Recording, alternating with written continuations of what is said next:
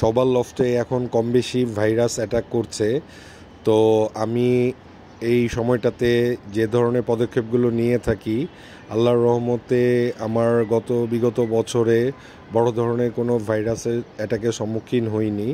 যাই হোক, ভাবলাম আমি বিষয়টা শেয়ার করি। এই সময়টাতে আমি যে কাজটা করি সেটা হচ্ছে যে কবুতরের যে খাবারগুলো, ওগুলো রোদ দেওয়া থাকলেও আবার নতুন করে, যেহেতু এই সময় প্রচণ্ড রোদ থাকে, সবগুলো খাবার ভালো করে রোদ দিয়ে দ্বিতীয়বারের মতো ভালো করে রোদ দিয়ে শুকিয়ে নেই এবং কবুতরের পানির পাত্রগুলো ডেটল সাবান এবং গুঁড়া পাউডার দিয়ে ভালো করে ধুয়ে নেই।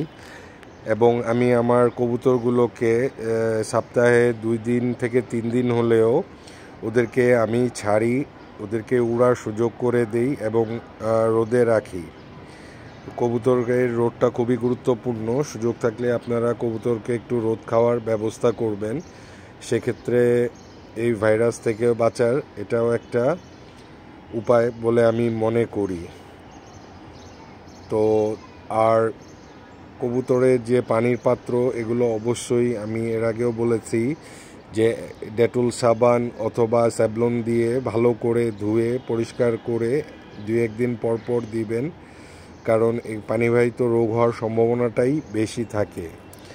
আর ইকোলাই, সালমোনিনা কবুতরের একবার হয়ে গেলে আপনি রিকভারি করার পরেও জার্মসটা একেবারেই শেষ করা সম্ভব হয় না।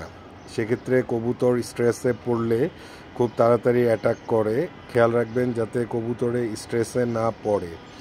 আর যাদের ব্রিডিং লফটটা একটু ছায়াযুক্ত জায়গায়, তারাও প্রতিদিন সম্ভব হলে ট্রেটা পরিষ্কার করে দিবেন, খাবার পাত্র পরিষ্কার করে দিবেন এবং অবশ্যই খাবার পানিটা পরিষ্কার করে দিবেন। আর এভাবে একটা স্প্রে গান দিয়ে জীবাণুনাশক যে কোনো ওষুধ কবুতর বা মুরগির খাবার বিক্রি করে এরকম দোকানে পাবেন।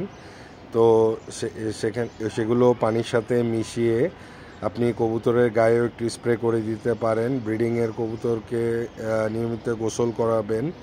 গোসল করিয়ে এভাবে একটু একটা খাঁচায় একটু 1-1.5 ঘন্টা রোদ খাওয়ার ব্যবস্থা করে দিবেন। তাহলে সেক্ষেত্রে আপনার আশঙ্কাটা কমে যাবে যে কোনো ধরনের ভাইরাস অ্যাটাক থেকে বাঁচার জন্যে। যাই হোক, মেডিসিন ব্যবহারটা একটু পরে করাই ভালো। আগে স্বাভাবিকভাবে রিকভারের জন্য চেষ্টা করবেন। আর মূলত হচ্ছে যে বিষয়টা, সবগুলো বিষয় খেয়াল রাখলে ইনশাল্লাহ কবুতর সুস্থ থাকবে।